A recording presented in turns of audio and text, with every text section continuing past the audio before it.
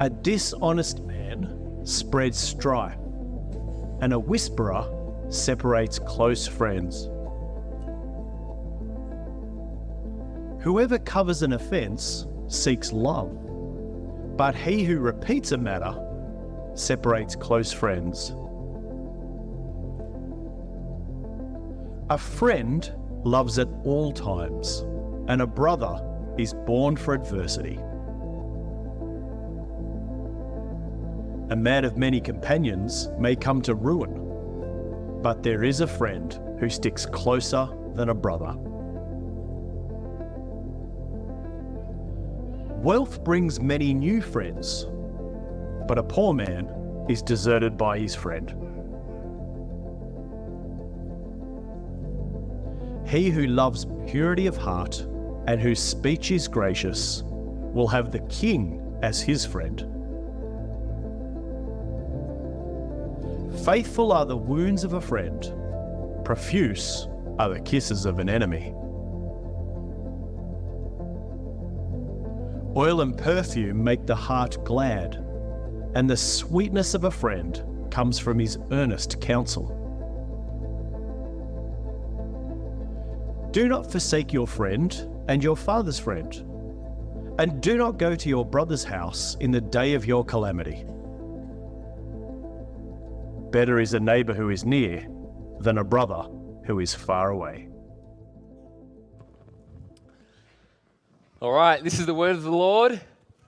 Thanks be to God. Good to be with you for week 2 in Proverbs, a 9-week series looking at wisdom in an artificial age. This morning we're talking about one of the most important and overlooked topics when it comes to living a full and flourishing life. We're talking about friendship. Be sure to send in your questions. We'll have time. Em's going to join me. Time to engage in your questions. I'm really keen to hear your questions about friendship today. But perhaps to set us up, by show of hands, who has an active Facebook account? Great. Who's got more than 500 friends? Keep your hands up. More than 1,000? Come on. Now, keep your hand raised if you can genuinely say that you care for, know, trust every one of your Facebook friends. Hands are down. Of course, it's an obvious point, but the digital age has reframed the very concept and idea of friendship. In the online world, adding a friend is as simple as pressing a button or swiping your finger. And we have today more engagement with people than ever before, and yet we can all sense a loss of intimacy, closeness, and depth. And this is just ratcheted up with ChatGPT and the AI world. I've got kids. I've got 4 kids. My youngest daughter, Lily, is 7 now, and she downloaded this app on her mum's phone, which essentially gives you access to like a personal assistant / friend. It's this like colorful character, and Lily's chatting to her online and asking, questions like, what's your favorite color and what's your favorite song? And they're chatting away like this until eventually we started to realize she's getting a little attached to her online AI assistant. We had to delete the app, which of course was a disaster. What does a 7-year-old who's raised in a digital world think of losing their online friend? Tears, right? Because for her, it was a real friend. I don't know if you've seen the movie Her. Came out like 10 years ago. It's one of my favorite movies, but it tells the story of a guy who became attached. That's the previous picture. The next picture is of, there it is, of Joaquin Phoenix, who becomes romantically interested in his online artificial intelligence computer. Now, back 10 years ago, this seemed obscure. This seemed completely far-fetched. And yet, of course, today, I'm sure you know this, around the world, there's more and more testimonies of people falling in love with artificial intelligence and building these real-life friends. It's just crazy. Of course, we all know in this that real desire, that real need for in-depth, personal, flesh and bones, face-to-face friendship, that we're made for more than digital connections. We're made for friends. And to say that friendship is necessary to life is like saying water is necessary to fish. There's a great book called The Happiness Project where Gretchen, she looks at a whole host of different things that attribute to our happiness, but she speaks a lot about friendship. And she notes that the importance of doing life with other people. She says, one study showed that whether you are exercising, commuting, or doing housework, everything is more fun in company. This is true not just of extroverts, but perhaps surprisingly of introverts as well. In fact, researchers reported that of 15 daily activities, they found only one during which people were happier alone rather than other people, and that was praying. I would have thought going to the toilet might have been the other one, but apparently praying, which, by the way, is the only thing you can't do by yourself. You're always praying with someone. Turns out we love doing things together. Greek philosopher Epicurus says this: of all the things that wisdom provides for living one's entire life in happiness, the greatest by far is the possession of friendship. Possession of friendship. And of course, friendship not only attributes to our fun and our joy, but there's been countless studies to show how friendship reduces stress, boosts immunity, cuts the risk of depression, and increases our overall well-being and health. I'm sure you're familiar with the Blue Zone studies, which kind of look at 5 regions across the world that have long, healthy lives. And they kind of zero in to identify the key contributing factors. And of course, friendship is right there at the top of the list. In Okinawa, Japan, they have a tradition known as moais, where essentially they group 5 or so children when they're young, and those children make a bond of friendship, of commitment to each other for life. And they meet together, they share work, study together, they share resources, they help each other out, they have fun together. And it's shown to exist in some cases for 90 years and radically lifting their life and well-being together. This is what the Father in Proverbs is eager for his Son to know. And this is what we desperately need to hear today. The digital age has given you and me more connections than ever before. But do we truly have friendship? Do we have a tribe of friends to help us learn, to help us grow? For those taking notes, 5 headings to navigate our time. I want to talk about the beauty of friendship, the power of friendship, the mark of friendship, the pursuit of friendship, and then the answer to friendship. So first, the beauty of friendship. Proverbs 18 says, "A man of many companions may come to ruin, but there is a friend who sticks closer than a brother." So to talk about friendship in a book about wisdom is not a surprise, but do you see the claim Proverbs is making here? The father is telling his son that it's not only better to have a friend than 1,000 acquaintances on Facebook, but a friend can be closer than a brother. Who has a brother or sister here today? A show of hands. All right, keep your hand raised if you like your brother or sister. Okay, a few hands dropped. That's okay. I owe my brother a lot. He looked after me when we were young. My parents separated, and he was kind of there to help me fend for myself. And so, we've lived together. We've traveled together. We played sports together. On Thursday night, we went to the G, and we celebrated and mourned together. Right? We do that together. And yet Proverbs says you can and should have a friend who is even closer than a brother. That is something the modern world tends to forget. We prioritize family relationships. Of course, we prioritize romantic relationships. And yet here, Proverbs calls us to pursue and treasure the blessing of friendship. Why does the Bible prize friendship so highly? Well, in part, it's because a true friend knows you deeply. They know your soul. Sam Albury, who's written extensively on this topic, highlights that the Hebrew word for friend is closely related to the word secret. Why? Because a friend is someone you tell your secrets to. You share your life with that person. We see this in John chapter 15. Jesus talking to his mates. He says, I no longer call you servants because a servant does not know his master's business. Instead, I've called you friends. Why does he call them friends? For everything I learned from my Father, I have made known to you. In other words, I'm calling you friends because I'm letting you in on my life. I'm sharing with you what is really important to me. So that's the essence of friendship. It's a trusting, an entrusting of yourself to another person. And a friend is different to a family member because this openness and trust and transparency with a friend is always freely given and freely received. You didn't choose your family. I don't choose who I have over for my Christmas dinner. You always choose your friends, right? Your uncle and aunt are at the table because they have to be there. Your friends are there because they want to be there. They want to be there. And it is that voluntary nature in friendship that not only speaks to its unique value and its beauty, but the shaping influence that it has on us all. And this leads to the second point, the power in friendship.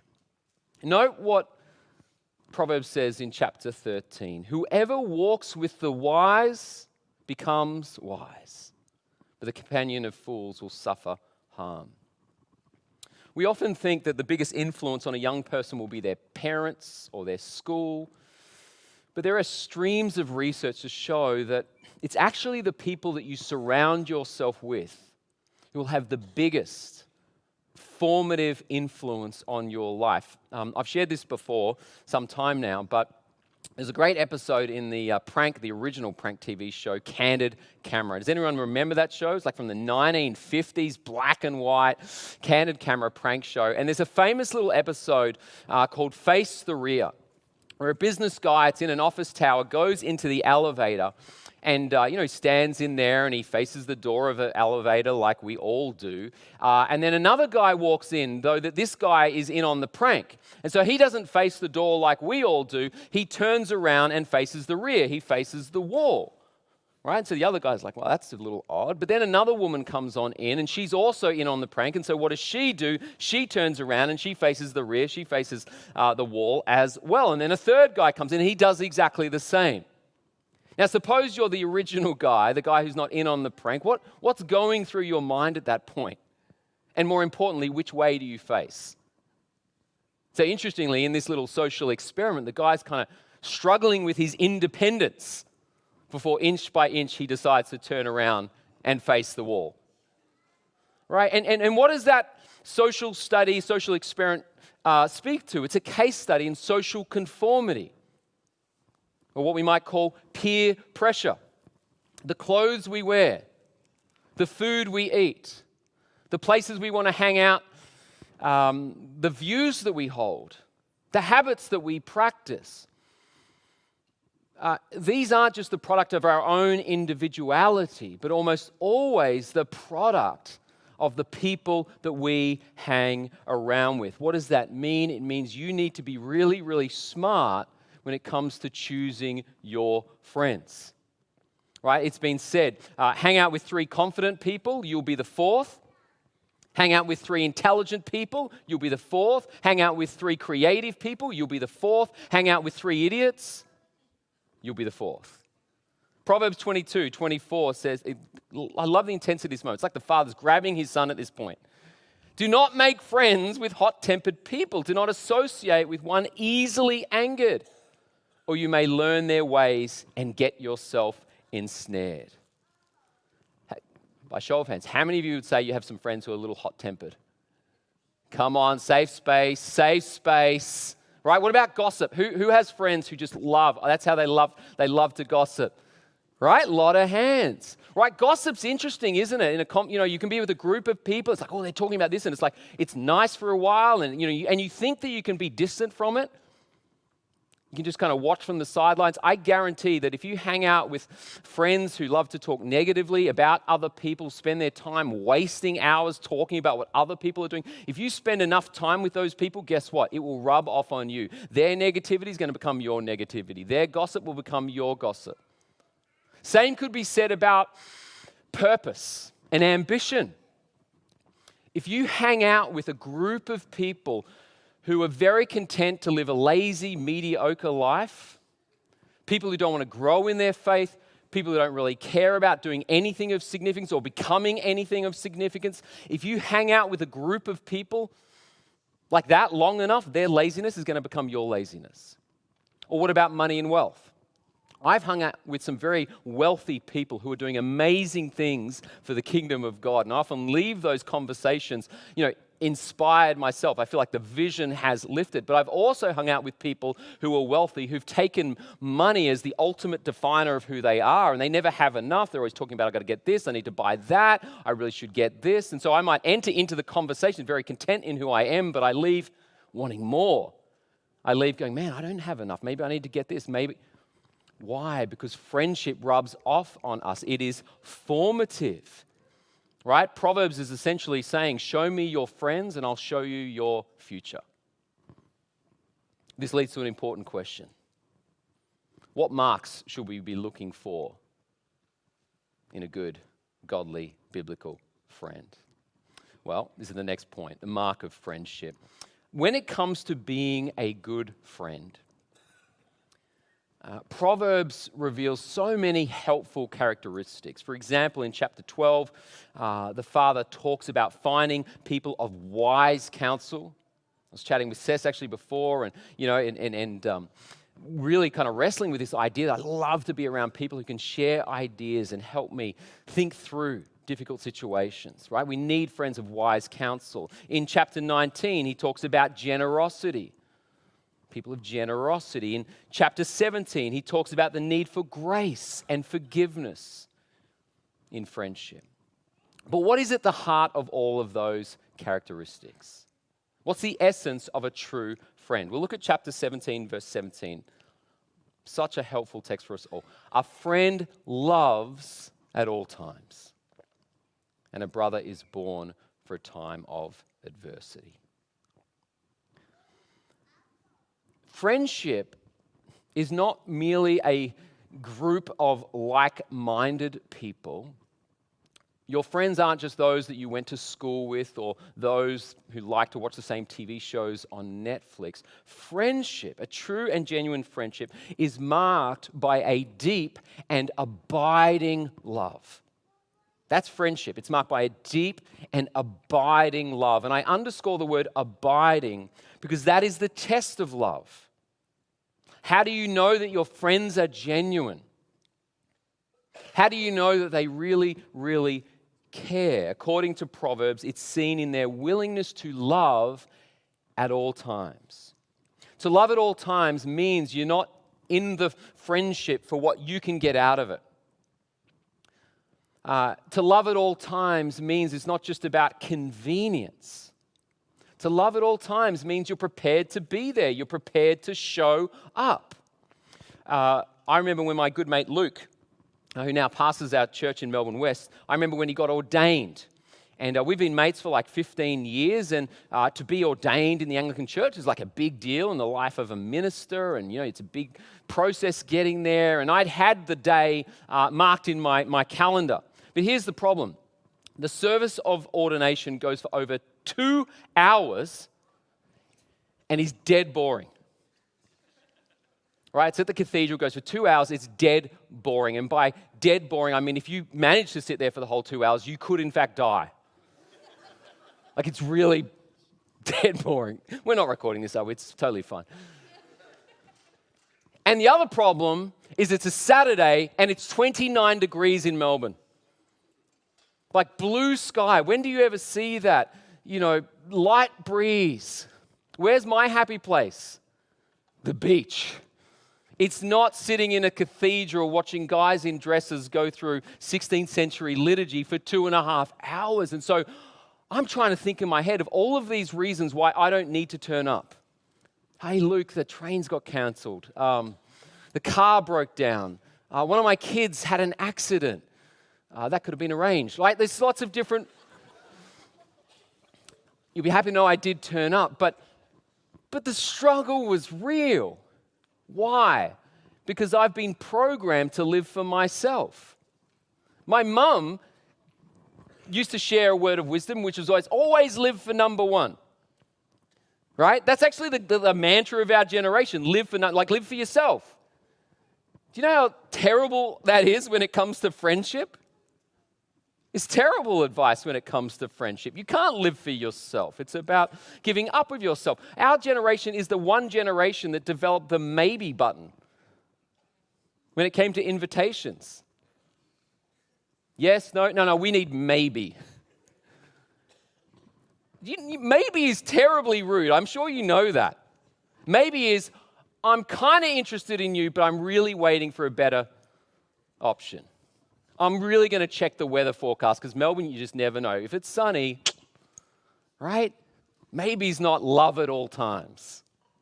Loving at all times is saying, hey, I'm going to be there. I'm going to turn up. And guess what? It's not just there for the significant moments, but also the difficult moments as well. Here's something to ponder. The best way to work out who truly cares for you, the best way, like how do you know who your real, genuine friends are? Here it is. Go through a crisis. If you want to know who your real friends are in life, go through a crisis. Now, I don't suggest you manufacture your own crisis to work that out. You could. That'd be entertaining. But if you do go through a crisis, just look around and see who's left. So Proverbs 19 verse 4 says, wealth brings many new friends, but a poor man is deserted by his friend. How many of you have experienced this? Yeah, it's a sad reality of this life. I remember going through a very, very difficult season myself, and I discovered so quickly who in my life truly cared, who really loved me, wasn't just out for something from me. People who didn't run from the hills but actually leant in. I remember coming home from what I reckon was one of the hardest days of my life. I was coming home with Vanessa. We'd asked two of our friends to look after our kids, and I was just of heavy, heavy heart. I never forget. I can picture it right now. I remember opening up the door and just seeing them preparing dinner. They'd care for our kids. They greeted us with a smile, with a hug.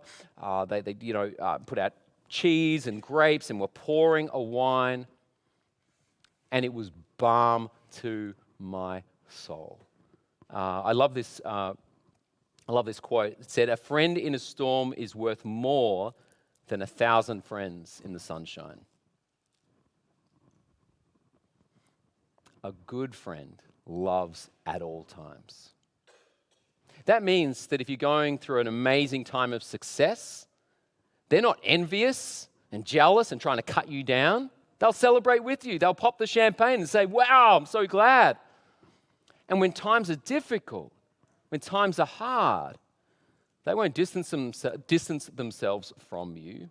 They won't compare what you're going through to someone else's difficulty. They won't silver line it. No, they'll be the shoulder for you to cry on. Friend, they love it all the time. Third, let's talk about the pursuit of friendship. Proverbs 27. Oil and perfume make the heart glad, and the sweetness of a friend comes from his earnest counsel.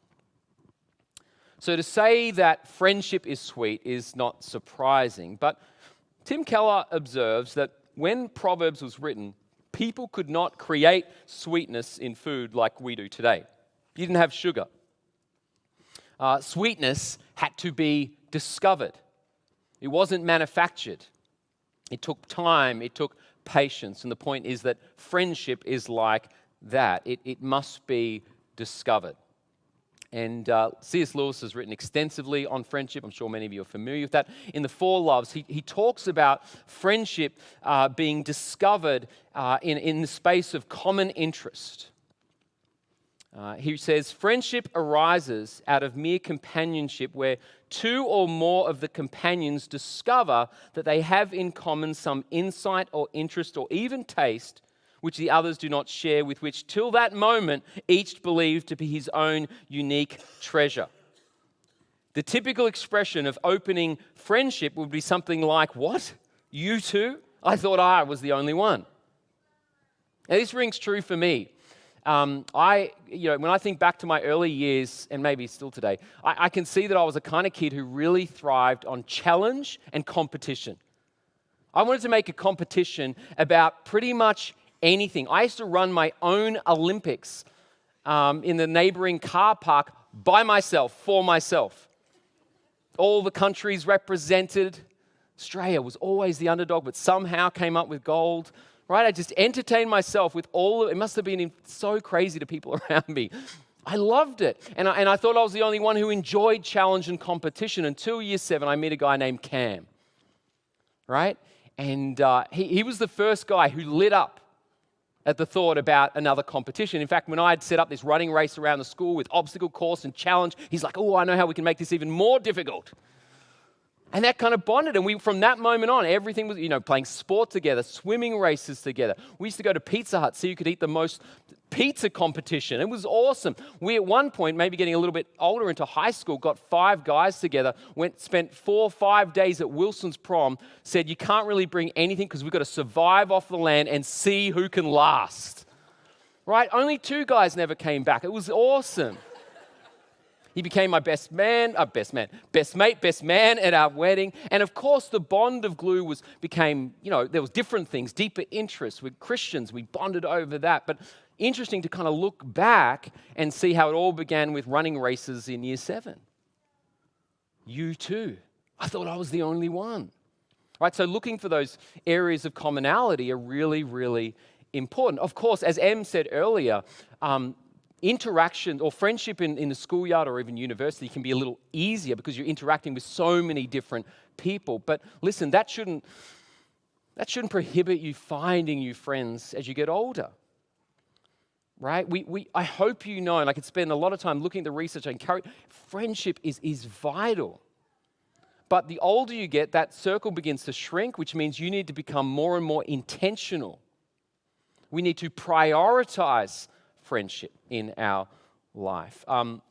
Dr. Emily Musgrove was interviewed on an extensive podcast about friendship, and she was talking about the importance of intentionality, which you know, but really helpfully kind of double-clicked and talked about the difference between overt avoidance and covert avoidance.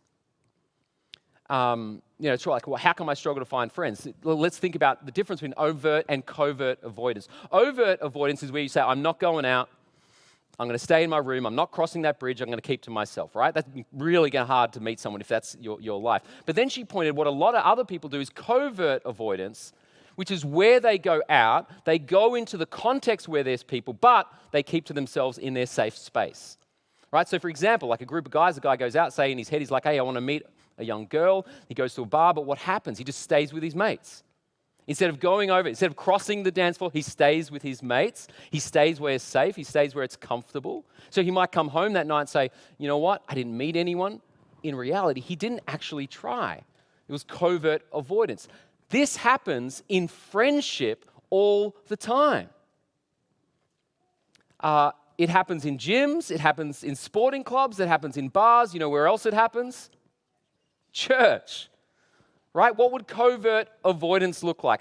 Maybe in our context, that's like turning up to a Sunday late and leaving early.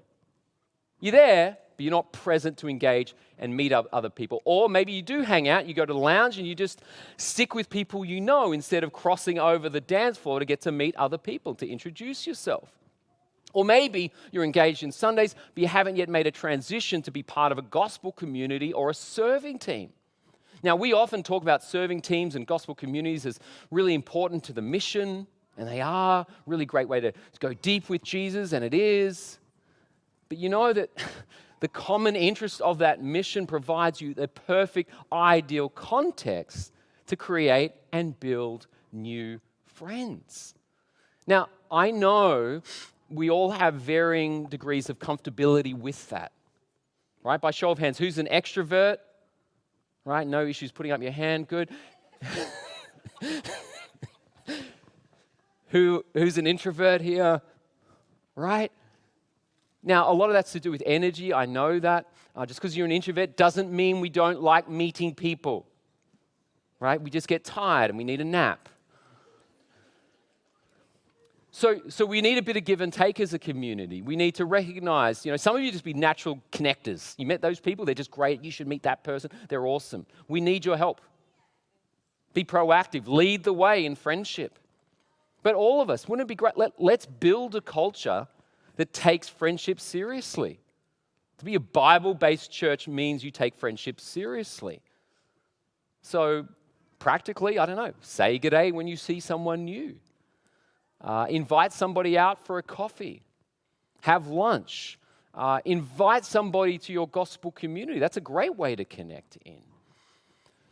Of course, Proverbs is also going to teach us not only the importance of finding and discovering new friends, but the value of keeping friends. Keeping friends. Proverbs 27:10 says, "Do not forsake your friend and your father's friend, and do not go to your brother's house in the day of your calamity. Better is a neighbor who is near than a brother who is far away." Don't forsake your friends. There's a groundbreaking book by, I think her name's Bonnie Ware, and she worked in palliative care for years, and she observed the regrets of the dying. What are the things that you are likely to regret in your final hours? Of course, towards the top of the list was friendship. She says, it is common for anyone in a busy lifestyle to let friendships slip. But when you're faced with your approaching death, the physical details of life fall away. People do want to get their financial affairs in order if possible, but it is not merely money or status that holds the true importance for them. It all comes down to love and relationships in the end. That is all that remains in the final weeks, love and relationships. What does it look like then to maintain friends? I asked a few of our ministers on our team here in Melbourne, some great insights. Paul said, while a good friendship involves give and take, never adopt a wait for them to contact me attitude. Instead, be prepared to be the initiator. Get things in the calendar. Friendship needs active maintenance. Recognize that some friends' stages of life can mean spontaneous catch-ups, while other stages mean months in advance planning. Be okay with both ends of the spectrum and steward a range of these stages of life friendships.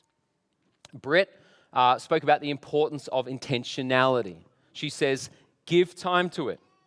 Don't leave friendship to be the thing you do with your spare time when you're not busy, otherwise it'll always be squeezed out. Put it in your rule of life. Schedule it in. Dave Martell spoke about the importance of honesty and openness. He says what we look forward to, speaking about his mates, what we look forward to and love is being surrounded by people where we can 100% be ourselves. No filter, authentic relationships. That's really key. Some of the reasons we struggle to build connection is because we have our walls up. We don't share our souls. We're afraid. Lewis says, erotic love will have naked bodies, friendship, naked personalities. Steph had a great insight about the importance of encouragement. She says, I try to let affirmation be something unique I can offer as a friend. If I think something positive about someone, I try to say it. I'm terrible making time to write cards or emails, so I try to tell people verbally when I see them or in a text. It might just be something like, I really admire what an incredible leader you are, or you are such a loving and kind mum, or the way you care for your parents is really remarkable. This leads to a fifth and final point before we jump into some questions. I want to talk about the answer to friendship. We can have a range of responses, can't we, on a talk about friendship.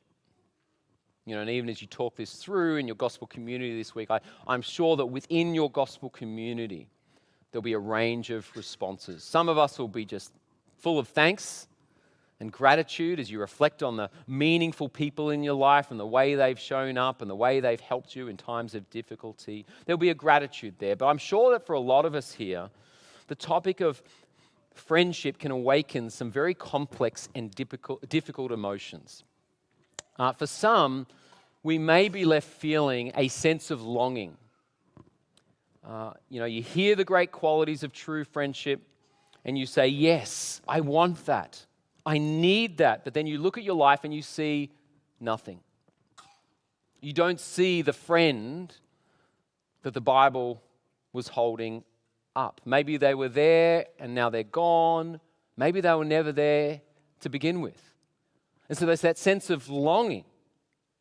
And I think coupled with that longing can be our own sense of disappointment. You read the biblical vision of friendship and you realize that you fall short. I haven't been the friend who loves at all times. I haven't been the friend who always gave wise counsel. I haven't been the friend who's generous and always forgiving. Where do you go with that deep longing for true friendship? How do we deal with our own failings to be a true friend? In the Gospel of John, moments before Jesus farewelled his own mates, he says this: love one another as I have loved you. Greater love has no one than this, that someone lay down his life for his friends. You are my friends if you do what I command you. No longer do I call you servants, for the servant does not know what the master is doing, but I have called you friends. So the truth of the Bible is that God made you like himself. He made you for relationships. And yet in Genesis 3, we see the devastating impact that sin has had on us all.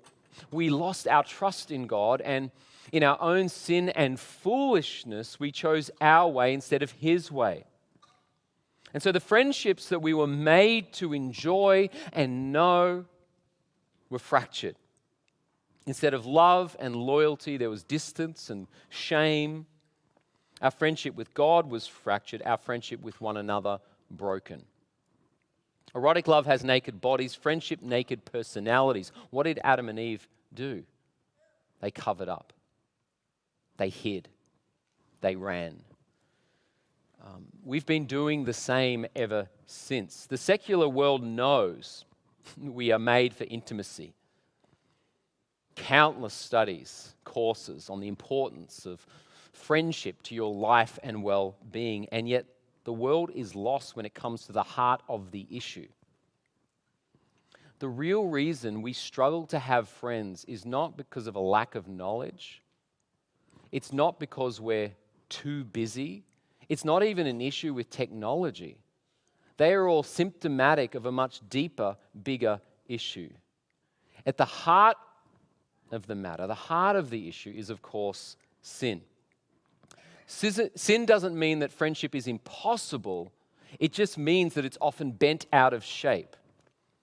Love is twisted with jealousy. Humility is torn up with our own ego and pride. Wise counsel is often covered with deceit and our own self-gain. And so you can learn about the importance of friendship, but without getting to the heart, we'll only ever be covered up and distant. This is what makes Jesus so very remarkable, because into the brokenness, Jesus stepped into our world to restore what was lost, to make new this world, to reconcile us to God, and to reconcile us to one another. Jesus didn't come just to save this world. He came to be your friend. The perfect friend. The friend who loves at all times. The generous friend. The forgiving friend. The friend who only ever has wise counsel and comfort and encouragement. How does Jesus accomplish this restoration and our reconciliation? He does it like this. laying down his life, demonstrating to us all his love, accomplishing our salvation in him. We who deserved eternal judgment receive forgiveness. We who were in a state of separation have by his blood been cleansed and reconciled to God. So in Jesus you receive everlasting friendship, perfect loyalty, deep, abounding love. Albert Hubbard says, a friend is someone who knows all about you and still loves you. Nobody knows you as well as Jesus. Nobody knows your great triumphs, the way you've cared, those moments of sin and failure. Nobody knows your dreams, your hopes like Jesus. He knows you completely, perfectly, truthfully. Proverbs says there's a friend who is closer than a brother. Jesus is our true, perfect friend. And all of your longings that you have right now for intimacy, connection, understanding, fulfillment are found in Jesus. And here's what's amazing about Jesus. In him, we not only are made friends, but he then empowers and equips and transforms us so that we can now be a great friend to other people. In Jesus, you receive a forgiveness that enables you then to forgive other people. You receive an inheritance that takes the burden of money and wealth and status away so you can now be generous with other people. In Jesus, you receive his truth, the perfect counsel, so that you then can be a word of wisdom to your friend. And in Jesus, you must know that you are loved at all times.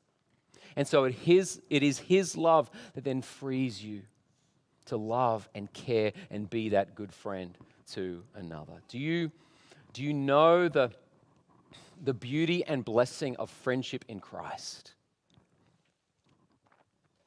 Are you pursuing and prioritizing Jesus? And are you allowing his life, his love to then shape your relationship with friends? To love like Jesus loves, to share truth like Jesus shares truth, to comfort, to encourage like Jesus. I'll give you a moment now to stand and stretch, and then we're going to jump in for some Q&A.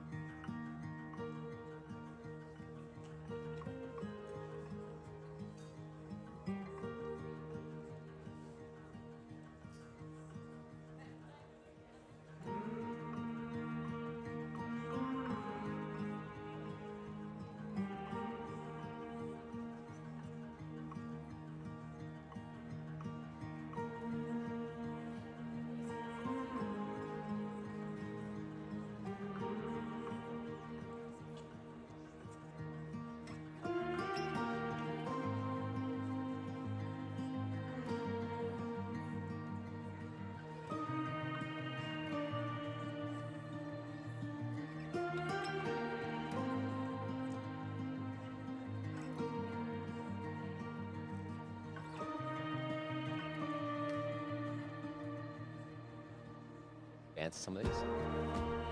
If I can.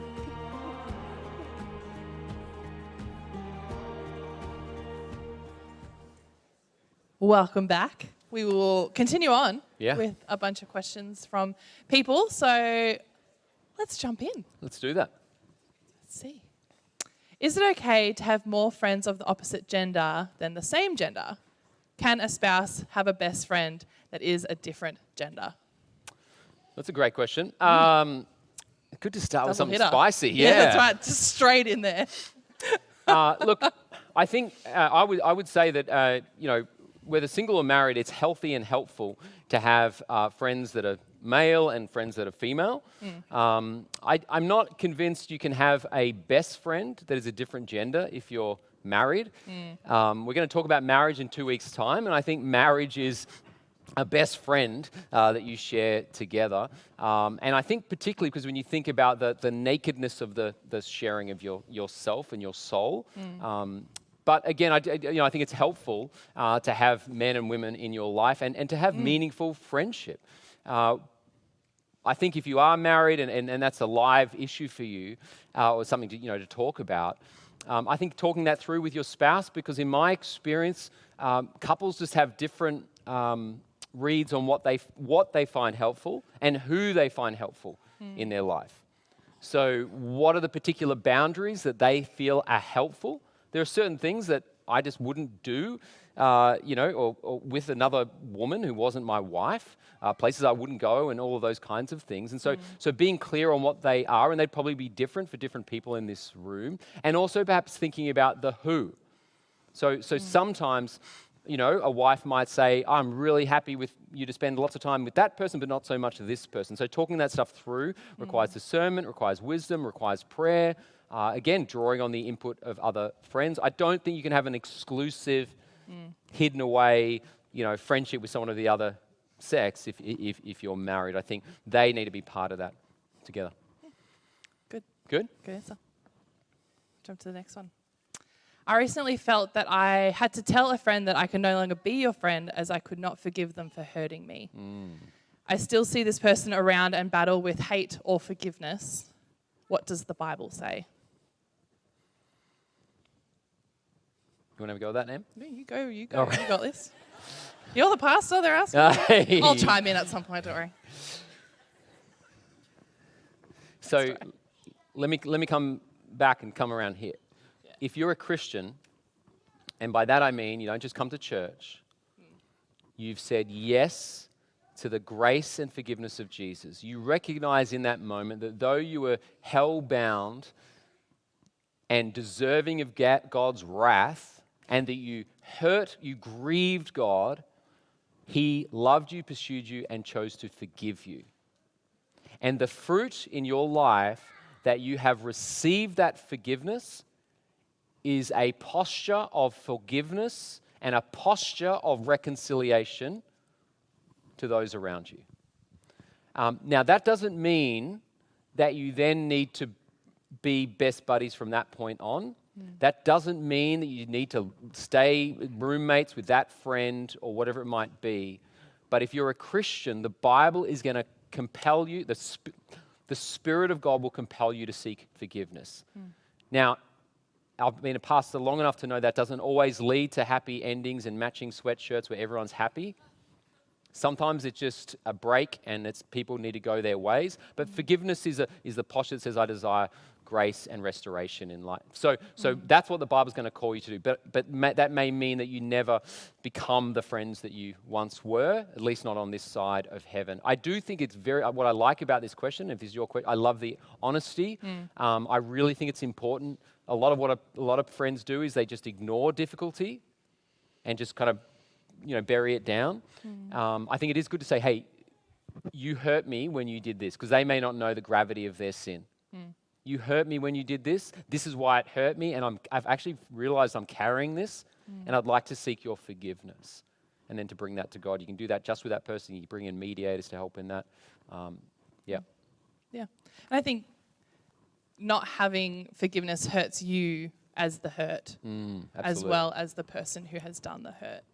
Like there is a weight that not being able to forgive your friends and the people who you've done life with, because for it to hurt, that means that the friend had to have been a good one. Yeah. Like it wasn't just that passing by. There is a weight there that hurts you in that as well. Absolutely. And I've always really appreciated when friends have said to me, hey, Emily, you've really hurt me in this. And I've had the opportunity to be like, I had no idea. I'm so sorry.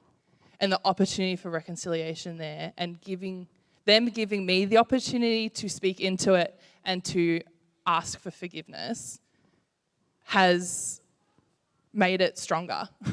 It's really solidified that. And so when you don't give people the opportunity to speak into it, it's assuming the worst, which when they are good, deep friendships, especially if they're another believer, you have that link there that is bought through forgiveness of sin.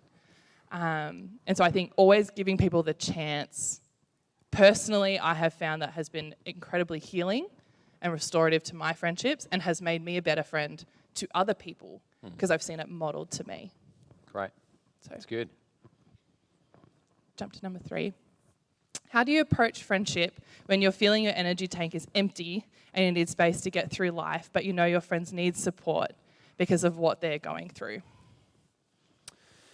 Yeah, it's a great friend, and I'm sure a reality that we all feel in life.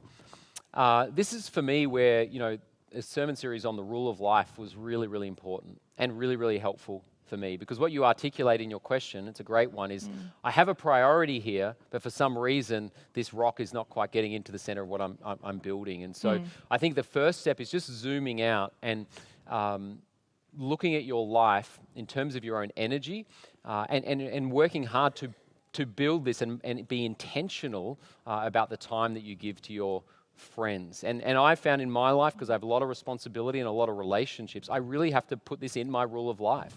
I have to be intentional and write it down, and it has to kind of be scheduled. So that would be part of the encouragement there, not to mention other areas of your life to help lift your energy and make sure that you have room to do that. But where you see your friends could play into that, how often you see your friends, being open with your friends so that they know that this is something you're really keen to pursue. I think that's also really important here. To let people know, hey, I'm going through a really busy patch and I'm struggling to find the time and the energy. I just want you to know I love you, care for you, and I really would like to catch up. Could we put this in so that we could, keep ourselves accountable towards that? What have you found helpful, Em? Being honest always helps. Yeah. And trying to remind the people around them that they are not a burden.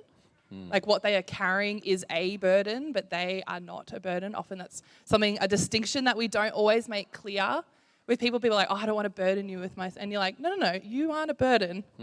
This is, and as your friend, I'm meant to carry this with you.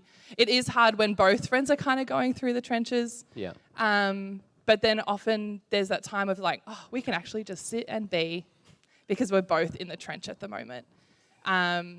And we don't want to be like, misery loves company, but I think hardship can have this ability to give you space to just sit and be. But I think being honest with it, with where you are and what you need and how you can help, and be like, this is my capacity at the moment. Yeah. It's not what it was 6 months ago, but it is what it is right now, and you're a priority. Yeah, that's great. That. That's excellent. I think we've got time for one more. Let's do it. So we'll jump into one more question. How do I keep strong in my faith when my closest friend is a non-believer and their view is starting to affect me?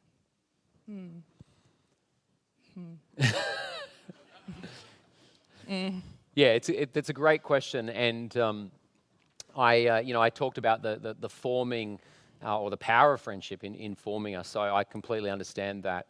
I think this is where you really, if you're a Christian, you really want to have Christian men and women in your life to complement those other friendships and to be able to share that with them and to pray about that. Remember also that it's spiritual. So, Paul says our battle is not against flesh and blood, against powers and principalities. And so you might have a non-believing friend and think, oh, they're doing it. Well, just be mindful of the fact that sometimes it's spiritual. So being prayerful of that, being mindful of that. I think in letting other Christian friends know and getting them to talk that through with you, and then helping them help you put Jesus first in your life. You see in Jesus, this great love to go to the outcast, to go to the sinner, to go. So I want to see that in your life. I'd encourage us as a church to keep building those relationships, but of course not at the cost of our faith in Jesus. So that's where building into your life means of grace, come in a church, gospel community, time in God's word, prayer, are all these instruments that God gives us to help keep Jesus at the center. That's great. I'm going to pray for us, because I think there's much to pray for, and then we'll continue singing together.